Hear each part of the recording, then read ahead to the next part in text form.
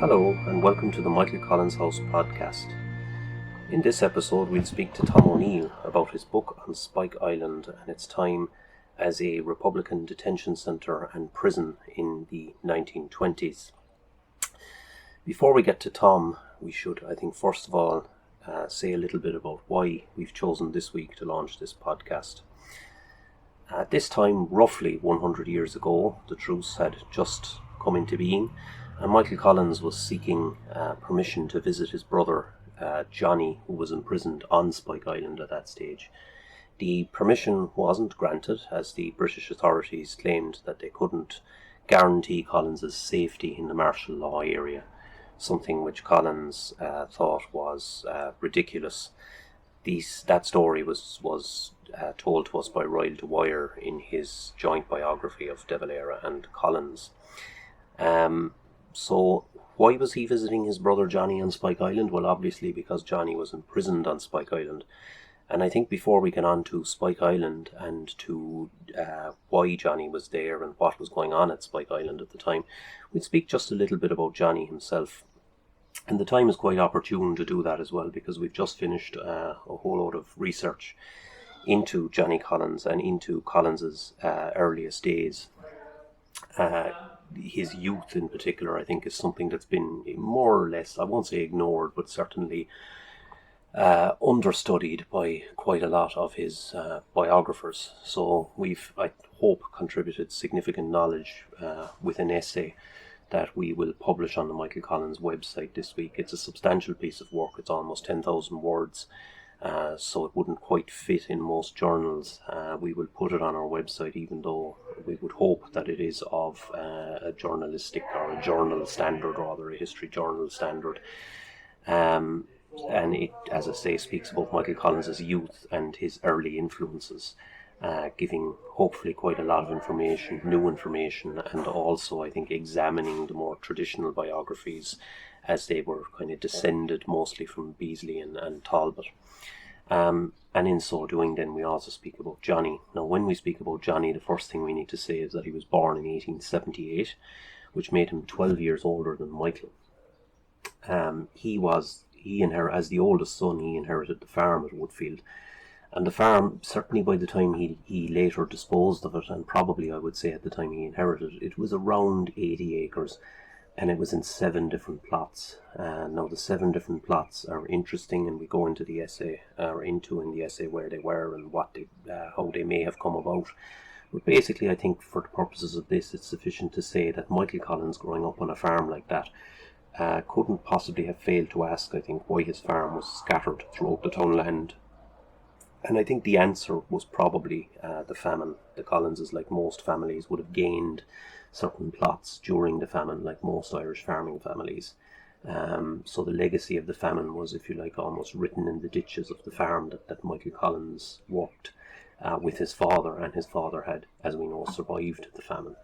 Now, the Collins operation was a big one by the standards of the time.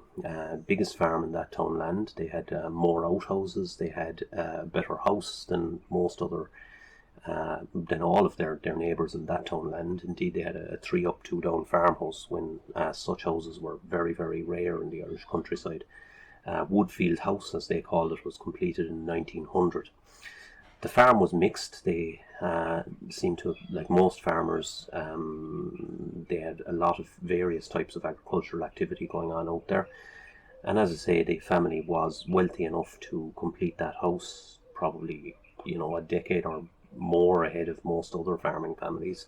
So they were a wealthy family. They had considerable newspaper investments at various times as well, and we'll get into in the paper that we'll publish, and in another paper that we'll put in the Clonakilty Journal, why those newspapers came about. Collins's mother, her family were mostly civil servants. Lots of her siblings were civil servants, teachers. She had clerics in her extended family. So they were, I suppose, they were upwardly mobile, well-educated, clever people, and that's possibly why I think she may have chosen the civil service as a useful career for Michael, and encouraged him perhaps to pursue that. Now, Johnny himself was, as I say, as the eldest son, probably always earmarked for the farm. What none of the biographers will tell you is that, for whatever reason, I think possibly because Johnny himself was never overly vocal about it, but Johnny had a political career of his own long before Michael had, and he ran for election for the United Irish League in 1902. And the United Irish League was William O'Brien's faction of the parliamentary movement at that time. The William O'Brien, Dillonite, Redmondite split, if you like, is a long and complex tale. But basically William O'Brien, I suppose, tended to have different opinions on things like home rule and land agitation to generally Dillon and Redmond, and led his own factions of the parliamentary party throughout. Now, those factions were particularly strong in Cork, and the Collins family were particularly active in those factions. Johnny himself, as I say, ran for the United Irish League in 1902 at local level, and it seems to have been a very bitter campaign. Bear in mind, Michael was 12 years of age at this time, so he couldn't possibly have failed to notice what was going on. After his failed campaign, Johnny wrote to a local newspaper to say that though the selected candidate for the United Irish League for the above division, my defeat was partly owing to the fact that Mr. E. Barry MP canvassed the electorate against me in favour of a non-leaguer. I doubt very much if the electors of South Cork will be pleased that instead of attending to his business in the House of Commons, their representative should, for personal reasons, be engaged in defeating the candidates selected by the United Irish League. I will deal at some other time with the treacherous action of one of my opponents. So a 12-year-old Collins was listening to this. He was listening to his brother that was quite annoyed at the kind of mainstream of the parliamentary movement. Johnny continued his loyalty to William O'Brien, and he later joined another William O'Brien movement called the All for Ireland League.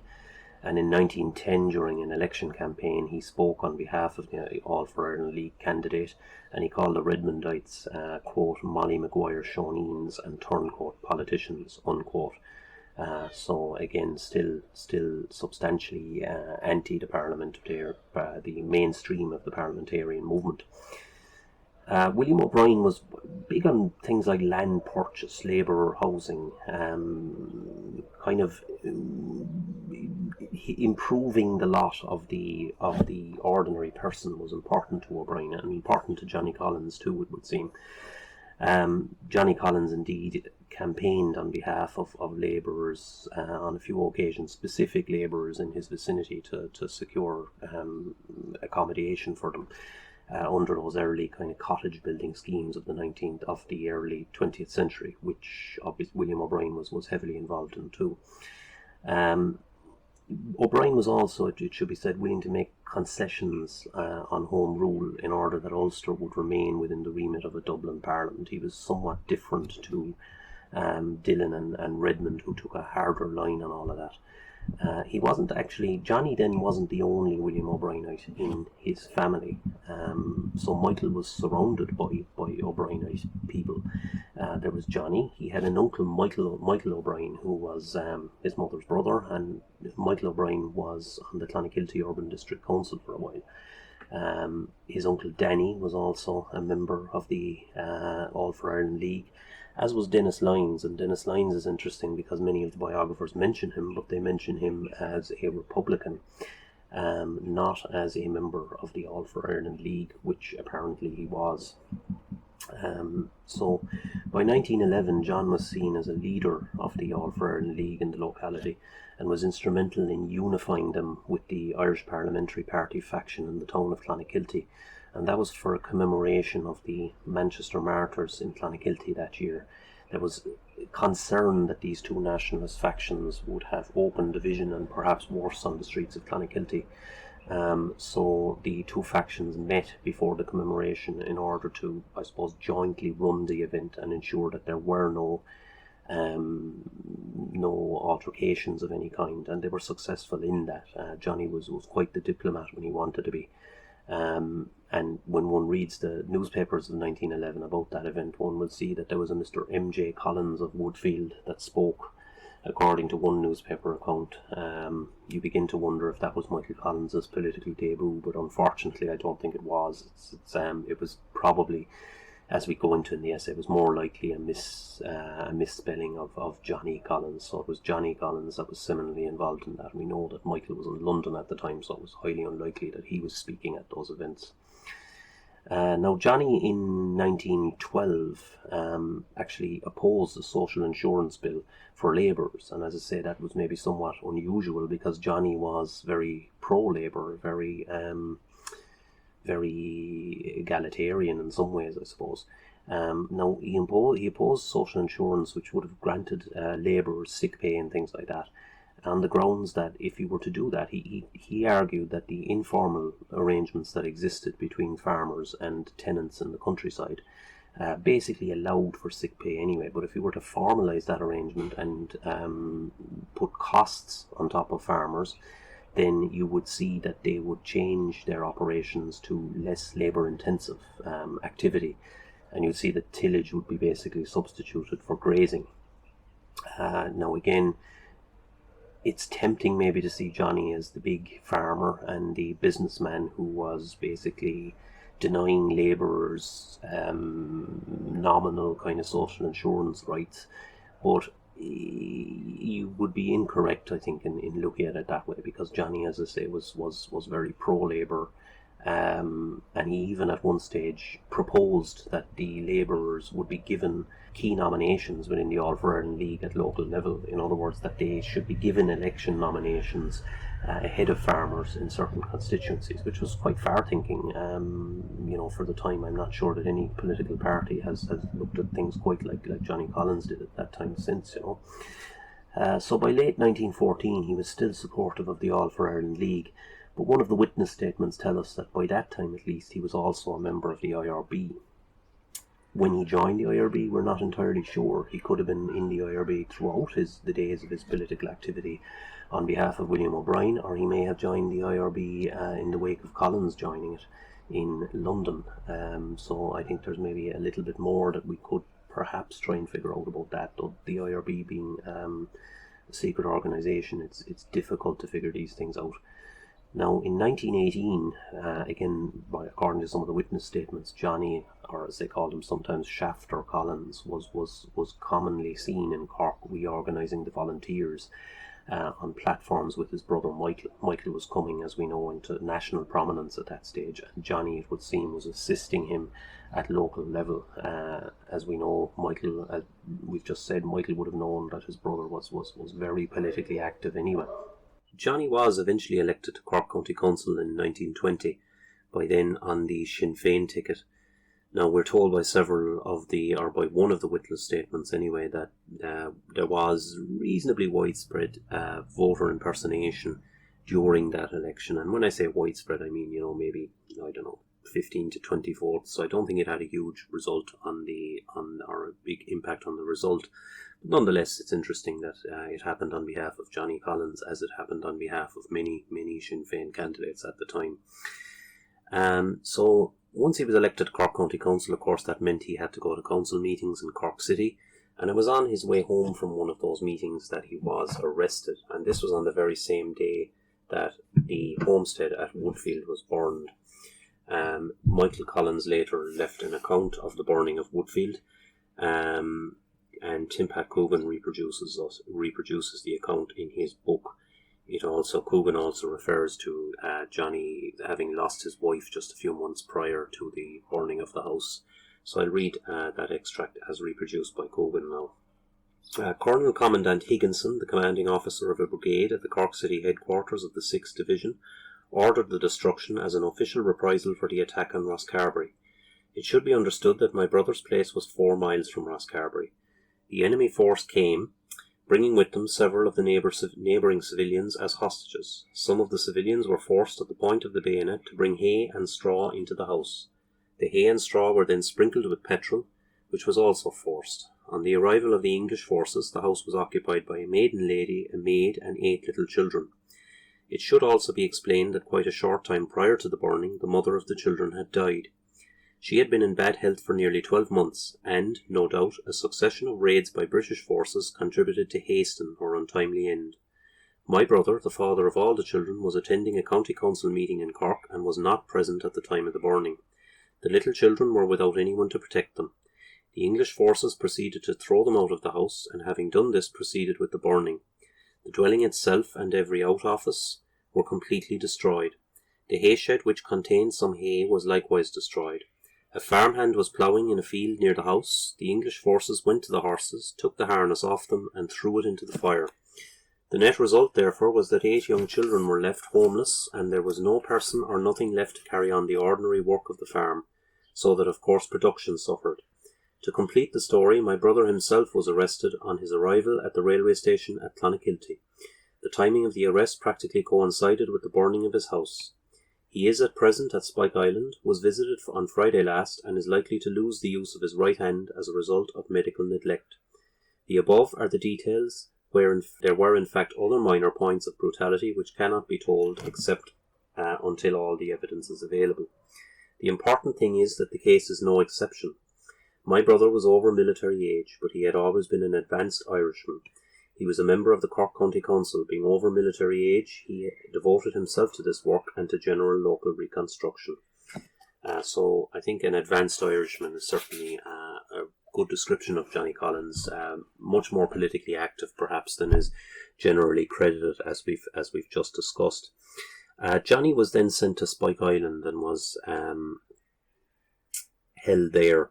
And I suppose we're told then by Royal to Wire in one of his books that that Michael actually applied for a license to go and see Johnny on Spike Island, but was refused permission, the British saying they couldn't guarantee his safety. This was after the truce that he sought out this license.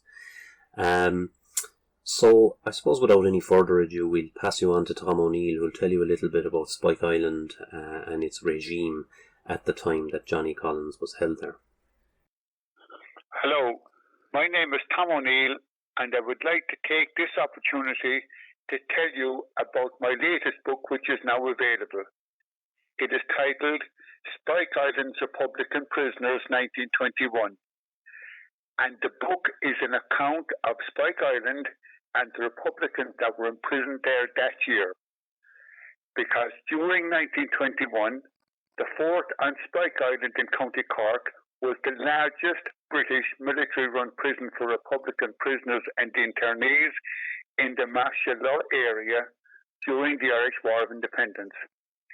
That year, approximately 300 Republican prisoners and 900 Republican internees were imprisoned on Spike Island. The prisoners were men convicted and imprisoned by military courts for their participation in Republican attacks on Crown forces. Internees were imprisoned without trial for their suspected involvement in Republican activities. The book tells the stories of all of these men. And the book also briefly explains the various events that combined to lead to the introduction of martial law in 1920 and the opening of the prison on Spike Island in February 1921. And these events include the breakdown of civil law in what became the martial law area, details of the IRA and the British Army in the same area, an account and a description of the military trials and imprisonment of civilians, details of the prisons and internment camps in the martial law area, and then the story and the detailed story of specifically the military prison on Spike Island. And this then includes the prison routine for the prisoners and internees, the escape of 3 prisoners, and later the escape of 7 internees. The fatal shooting of Captain Patrick White while he was playing hurling on Spike, details of the 3 hunger strikes and the riots, and then the closing of the military prison on Spike Island. The principal part of the book consists of the details of the 1,200 Republican prisoners and internees. Each prisoner and internee has his own paragraph in the book, accompanied where possible, with the photograph of the individual. The paragraphs have biographical, operational, and prison details of the individuals. For those of you that are interested in men from a particular county, the following then is the breakdown of the men incarcerated on Spike by county. And almost every town and village in the following counties had somebody imprisoned on Spike Island. For example, County Clare. There were 25 internees from County Clare on Spike. There were a total of 719 Corkmen imprisoned there between prisoners and internees. There were 105 from County Kerry. There were 36 from County Kilkenny, 77 from County Limerick, 85 from County Tipperary, 66 from County Waterford, 53 from County Wexford. And those 8 counties in Southern Ireland made up the martial law area, because those counties were the most violent counties during the Irish War of Independence. Because this podcast is being produced for the Michael Collins House in Clonakilty, it is appropriate that I mention Michael Collins' brother Seán, who was held as an internee on Spike Island. Seán Collins, from Woodfield, Clonakilty, age 43, was transferred from the Brigade Cage in Victoria Barracks to Spike Island internment compound on the 16th of May 1921 to A Block, Hut 16. He was suffering from rheumatic arthritis in his hand, and it had been intended that he was to be transferred to Bear Island. But because he required the better medical facilities available on Spike Island, another internee volunteered to go to Bear Island instead. And Seán was later transferred from Spike to Cork Military Hospital in Victoria Barracks on the 12th of October 1921 to receive treatment for his rheumatic arthritis. This book is the first comprehensive history of individuals and events on Spike Island during the War of Independence. For my research, I used primary source material from Irish Military Archives, prisoner and internee autograph books, and original British Army records located in the UK National Archives in Kew, London. The book has 336 pages, approximately 180 photographs and drawings, and signed copies of the book are available from the Michael Collins House. The book is also available from most bookshops across the country and online, price €20. For those of you that would like a brief account of Spike Island during 1921. The military prison in the field was opened on the 19th of February 1921 on Spike Island and consisted of an internment compound and a prison compound. On that day, the first 84 internees were transferred to Spike Island from, I'll do that paragraph again. On that day, the first 84 internees were transferred to Spike Island from Cork Mail Jail, the Cork Military Detention Barracks, and from the Brigade Cage in Victoria Barracks. On the 1st of April, they were moved from the Northeast casemates into A Block and into 25 wooden huts, which was referred to as B Block. And this move of the internees was in preparation for the arrival of the first Republican prisoners from Bear Island. And both locations, the A and the B Block, were used as the internment compound until the prison closed. And during that year, there were regular transfer of prisoners and internees in and out of Spike Island. All the Republican prisoners were transferred then from Bear Island to Spike Island on the 14th of April, and they were accommodated in the Northeast casemates, which became the prison compound. On the 29th of April, 3 prisoners escaped from Spike Island. The prison chaplain, Father Callanan, had conveyed the plans for the escape between the 3 prisoners and the Cove IRA. On the day of the planned escape, the three, Seán McSweeney, brother of Terence McSweeney, the former Lord Mayor of Cork, Cornelius Toomey and Tom Malone, volunteered to carry out maintenance work on the Army Golf Course, which was located outside the fort. Of the three, the priority was to get Malone out, because the military authorities were not aware that he was the much-wanted IRA leader operating under the alias Seán Ford.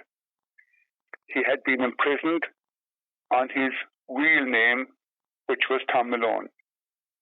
That morning, the rescue party, consisting of Commandant Mick Burke, officer commanding the Cove IRA, accompanied by George O'Reilly, Frank Barry, and Andrew Butterley, headed from Cove to Spike by boat.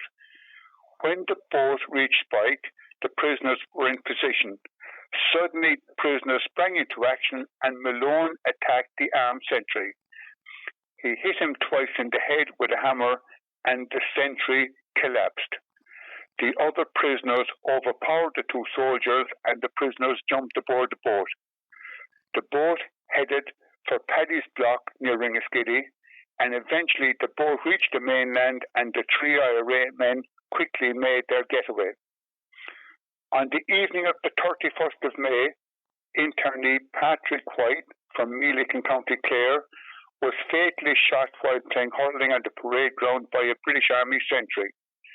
Patrick White was shot when he went to retrieve the ball after it rolled under the barbed wire fence that surrounded the internment compound and divided the internment compound from the parade ground where he was playing hurling. He died of his wounds shortly afterwards. IRA internee Richard O'Connell was one of those hurling with Patrick White, and he stated, "We were out this day hurling and the ball went into the wire and Paddy White rushed over to pull the ball out with his hurling." On Friday the 3rd of June, Patrick White's body was removed from Spike Island to his hometown for burial. It is generally accepted that Patrick White was shot in retaliation for an IRA bomb attack on the band of the Hampshire Regiment outside Youghal earlier that morning, which resulted in the death of 7 bandsmen.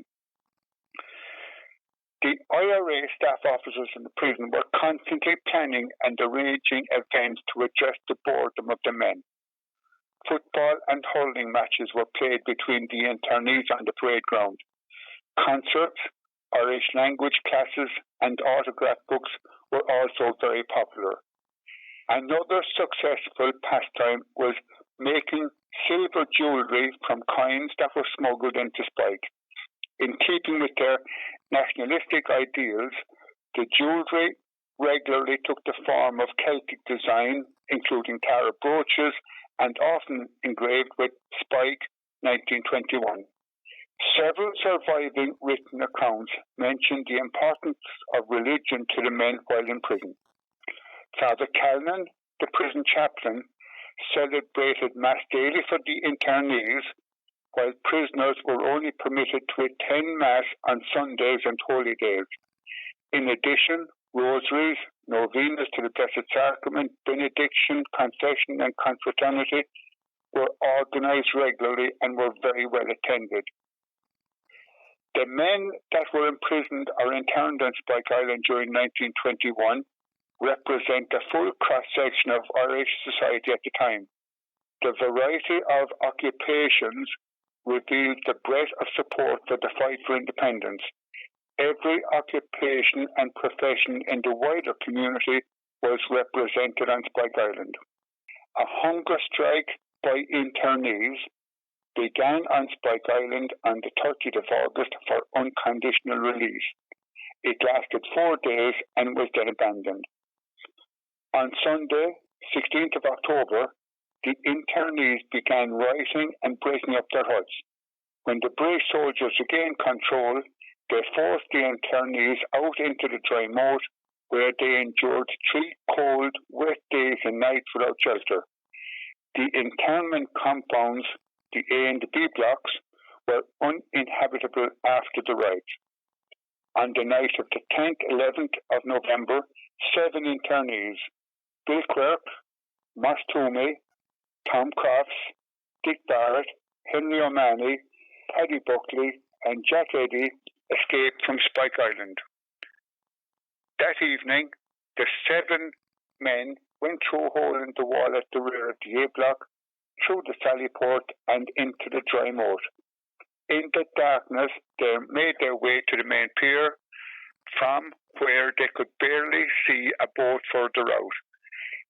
Jack Eddy, one of the escapers, swam to it, and with a pocket knife he began to cut the rope. The knife slipped from his frozen hands, and he had to sever the remaining strands with his teeth. He pushed the boat ashore, and a search revealed a pair of oars, and bits of false branches served as oarlocks. All 7 men now piled into the boat and came ashore on the east side of Cove. And because of the truth, they could not be rearrested by Crown forces for escaping from custody.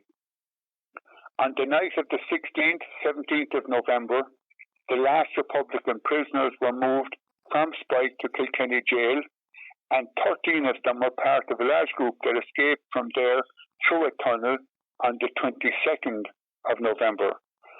On the 18th of November, all the internees were taken to Cove and transported by special train to Maryborough, or Portlaoise, as it's now called, prison. The Spike Island military prison and field was closed. All Republican internees were released in early December 1921 following the signing of the Anglo-Irish Treaty. All Republican prisoners were released in early January 1922 when the treaty was ratified. The stories of Spike Island's approximately 1,200 Republican prisoners and internees are also told in the museum on Spike Island. The museum has photographs, autograph books, medals, and other artifacts connected with the men held on Spike Island during 1921. There are 2 very detailed databases available for use by our visitors where they can research the story of the men. And any original information or photographs of more of these men is always welcome.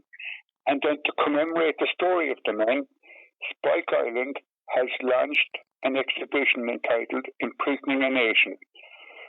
The exhibition focuses on the 1921 prison and the stories of the Republicans that were held on the island that year. The exhibition is an extension of the island's permanent Independence exhibition, which tells the struggle of Irish independence from 1914 to 1923. Thank you very much. Well, thank you to Tom O'Neill for that very interesting account of the period of Spike Island as a Republican detention centre. And as I say, Tom has been centrally involved in the development of Spike Island as a tourist asset. And we thank him for all his work in that area as well. He has been central to making it the very fine visitor centre that it is today. Tom's Spike Island book is for sale in, as they say, all good bookshops, and it's certainly for sale here in the Michael Collins House, which is of course the best bookshop. Certainly when it comes to history of the revolutionary period, we have an extensive collection, and we're proud to count Tom O'Neill's titles among our collection. The other title that Tom wrote, as I say, being the Clonmouth Ambush book of a few years ago. So thanks to Tom for the talk, and thanks to you for listening. And we will see you again in the near future with the next episode of the Michael Collins podcasts. Thank you.